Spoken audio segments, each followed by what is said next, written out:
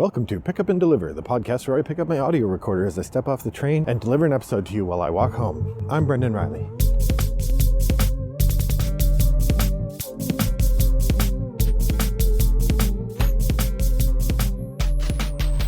Well, good evening, friends. It is a cool, dark evening here in suburban Chicago. I'm walking home at about 5:30 from the train, having had another glorious day of teaching in academia.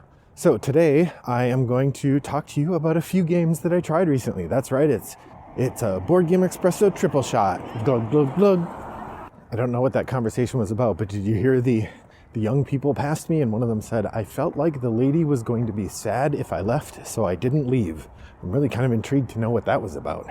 Anyhow, so for those of you new to the podcast, the Board Game Espresso is a episode format where I review 3 games in quick succession that I have played like once or twice each. So these are games that I've just scratched the surface of. I can't review them in depth. It may not even be reasonable to call them reviews, but I am exploring what the games are about and giving you kind of first impressions.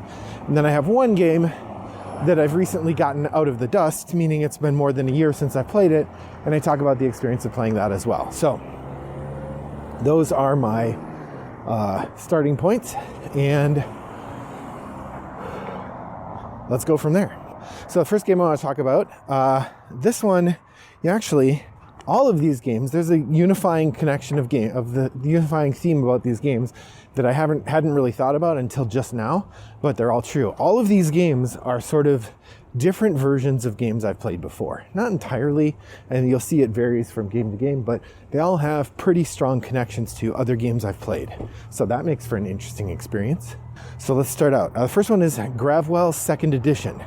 The thing that makes this connected is I've played Gravwell 1st Edition, actually a couple times. This is the first time I played the 2nd Edition one. So Gravwell is a classic, I don't know what you'd call it, a game where you have to read what other people are doing. You can look up the podcast. I'll put a link in the show notes to my first play of this. Now, this is a new version of the game. It's a 2nd edition, and so I'm calling it a new play. It's got a different entry in Board Game Geek. It is significantly similar. There may have been some rebalancing done, and the big thing is that now they have these special role cards. So when you're playing, you have specializations that you didn't have before. The basic premise of Gravwell is that you have this spiral on the board, and your goal is to get from the inside of the board to the outside, or vice versa. If you're playing with multiple players, you have some people starting near the outside and they're trying to get in, and some people start at the inside and they're trying to get out. And the idea is that you are sort of doing a shared drafting thing where there's a market of cards and you're taking turns grabbing these groups of cards, which usually you can see one of them and the 2 are hidden, or vice versa. You can see 2 of them and 1 are hidden. And the idea is you're grabbing these market of cards, and then when everybody's grabbed, I think, 2 bunches of them, then you take turns playing. You play your cards in a series of rounds. You choose the card, you all reveal it at once, and then you resolve them in alphabetical order. There's 26 cards in the deck, so A through Z.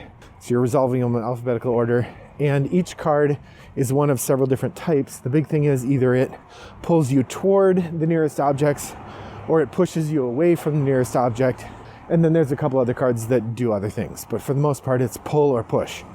And so the idea is that you are trying to anticipate when your card is going to resolve in the round, such that if you do pull toward the nearest object, you do it in such a way that you slingshot past that object and go in the direction you want to. Or vice versa, if you're pushing away from the object, you want to push away from it with the goal of going the direction you want to. The big gimmick of the game is that you're always affected by the object that's closest to you. And so what often happens if you misread the situation or don't play something in the right order, what'll happen is you'll get your card that lets you move toward the nearest object will get resolved right after another opponent stops just behind you, and then you get yanked backwards instead of forwards. So there's an element of push me, pull you, an element of reading your opponents and trying to figure out what they're going to do. The 2nd edition changes a couple things. One, the ship models are unique. So there's 5 different sculpts or whatever, rather than just being all the same ship in different colors. Secondly, the obstacles that you put on the board are unique. I think in the original game they were just tokens. And then the Main thing is that you have these faction cards that you can take that give you a special power you can use, and you get a couple different powers and you can charge them up, and there's just a couple extra rules that make the game more interesting. This difference could very well have been an expansion, but the original game had gone out of print, and so Renegade Games brought it back. It's designed by Corey Young, beautiful new art from Kwanchai Moria, and Renegade Game Studios is your producer of Gravwell 2nd Edition. Well worth taking a look at if you get a chance. Definitely fun to play. Next up is a game, again, like Gravwell, that I've played in a different form. This is Kingsburg.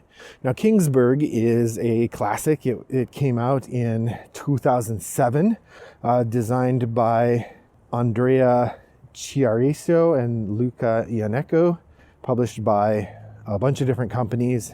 I'm not sure who publishes it in the US or who did. And the idea is that you have this display of different nobles that you can try to curry favor with, and those nobles will give you benefits, and each person can only curry favor with one noble per round, and those benefits then allow you to build up resources in your player area, which give you more efficiency in the next round, and so on. It is sort of efficiency puzzle, a tactical efficiency puzzle, where you're trying to get the most efficient engine going to give yourself points and money and resources, but also responding to the dice that you roll. So the game has you start rolling 3 dice, or I think just 2 dice actually, and you're choosing whether to put them on a single space that adds up to the dice that are added up, or actually you're rolling 3 dice, or are you putting them on 2 different spots or 3 different spots. But the thing is, once someone has put a die on a spot, you can't put one there. So there's a push your luck element to it as well. When I say this is a game like another game I've played, after they made Kingsburg, the same company released a alternative version of it called Kingsport Festival, which functioned like Kingsburg, except now you're playing in Arkham, Massachusetts, and it is H.P. Lovecraft themed. The resources become different kinds of negative Cthulhu type energy, and otherwise the game is very similar, but a bit more thematic. So I will say, if this gives you a prelude to what I'm going to say about Kingsburg, I played Kingsport Festival twice and then I sold it. And I would do the same with Kingsburg. I thought Kingsburg was fine. I know there are some people who really like it, and I don't understand why. Particularly because the game doesn't seem to have any variety in how it's set up. So every time you play, it's going to be the same buildings, which means it's identical play, and it's just about the tactics of the dice. It just doesn't do a lot for me. I mean, I can understand, I think I can see what people like in it, and if you get a chance to play, it's definitely worthwhile. It's certainly in the top half of games. I wouldn't put it in the don't play this category, but it really didn't do a lot for me, and I don't see myself wanting to seek it out to play again. Now, if I were somewhere and somebody brought out Kingsburg and said, hey, I really want to play this, do you want to play with me? I probably would say sure, although if there were 2 games being loaded up and Kingsburg was one of them and something else was one of the others, I would probably want to play that something else, unless it were something I actively disliked. So Kingsburg, right on that bubble of almost not intriguing enough for me to want to play.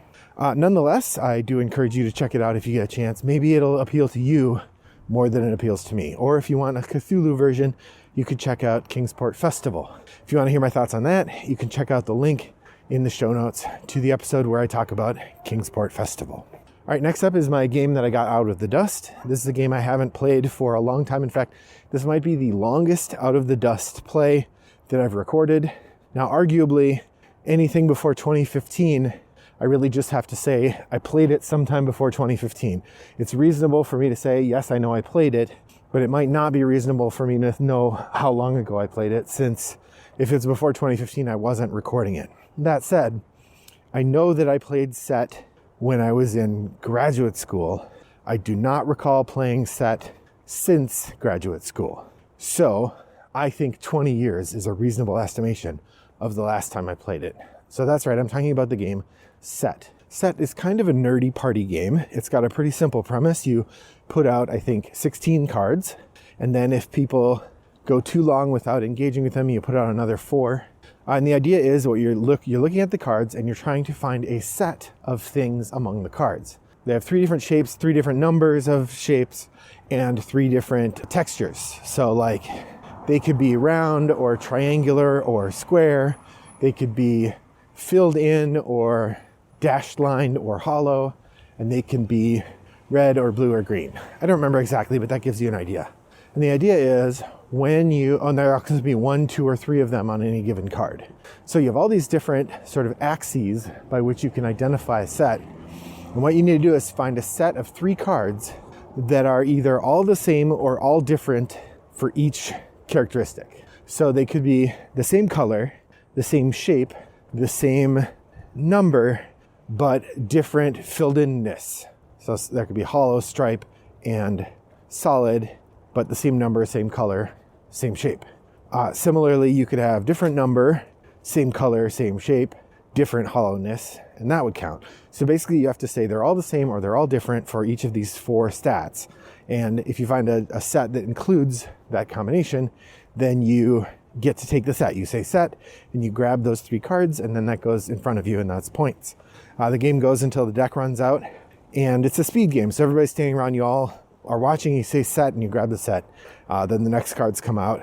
Not surprisingly, the player who did best at this is the one who played it a lot, but other players did very well as also. I did not do the worst. I did have a couple students who played this at my board game society at my college who literally got no set, but I was not much better. I'd get, like in a game, I think we played a couple games of it. I only logged 1, but I think we played a couple games of it, and in those couple games of it, I got 1 or 2 per round. The winners would get, 10 or 15 each. So I was very, very bad at this game. I don't know if it's a combination of not being used to creating the sets, or also being old, so my mind is slowing down, or I don't know what. Maybe it just isn't the kind of thinking I can do quickly, but regardless of how you assess it, boy, I did not do well at set. That said, I enjoyed it quite a bit. I think it's a really interesting game. I like real-time games generally, and I'd be happy to play it again anytime soon. So that's my Dusty game Set, which I think I played last in, I don't know, a really long time ago, 20 years or so. And it came out in 1988. It was designed by Marcia J. Falco and published by Set Enterprises, so it is its own game. Finally, the third new game that I tried this time around is Hunt a Killer, Murder at a Dive Bar.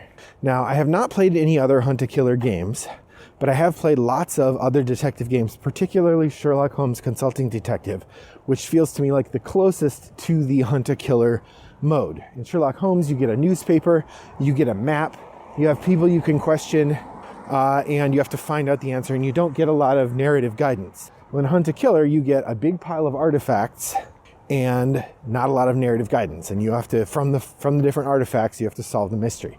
Now, the game does not restrict any of them at the beginning. They all come sort of just jumbled in, but over time you come to figure out which ones are valuable and what they mean. There'll be references to one piece of evidence in another piece of evidence. There's witness statements and so on. The premise feels very much like you've gotten a police case report, and now you're going to try to solve the mystery of the murder documented by that case. That's kind of the general gist of it. Now my daughter had done a bunch of these. She got actually one year for Christmas, she got a subscription to them, and she got one every other month for a year. And that's pretty neat. But we didn't do those with her. She did them by herself. And I think it was one long case over the course of the year. By contrast, this was a single self-contained thing. It is something you can buy at Target. In fact, I've seen it there a number of times. I got it at Goodwill for $2, which is great because it's a one-play thing, and then once you're done with it, you give it away. There's not much point in keeping it, I guess, for a collection, but you can't play it again. You remember the solution. It's pretty neat. The artifacts are a little bit more interesting than, say, the stuff you get in an Unlock or an Exit or Sherlock Holmes, and there's more variety. And so from that perspective, it is kind of immersive. It's not clear why you're being asked to do it. I think the game gives us a narrative hook. We are detectives or something, but ultimately that part was not as strong. And frankly, the mystery was not very difficult. As you walked through the evidence, each piece of evidence really very clearly pointed somewhere. So you got to the end and there's no ambiguity. And there's not a lot of leaps to make in terms of deduction, but it was still fun. So if you get a chance to play Death at the Dive Bar or any of the other Hunt a Killer mysteries, I would recommend trying them. I know I will try more if I get the opportunity.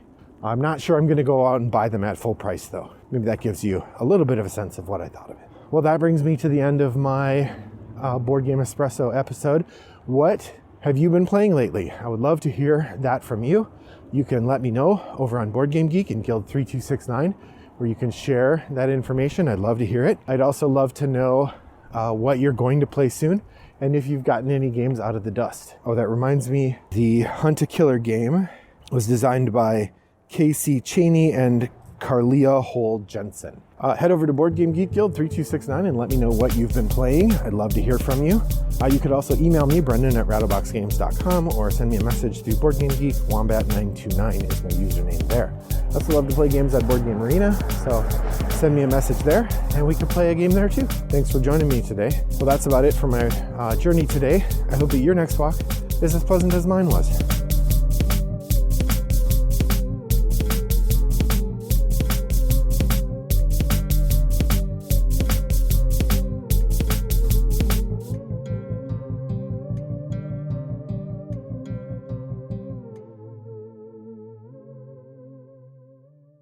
Brought to you by Rattlebox Games.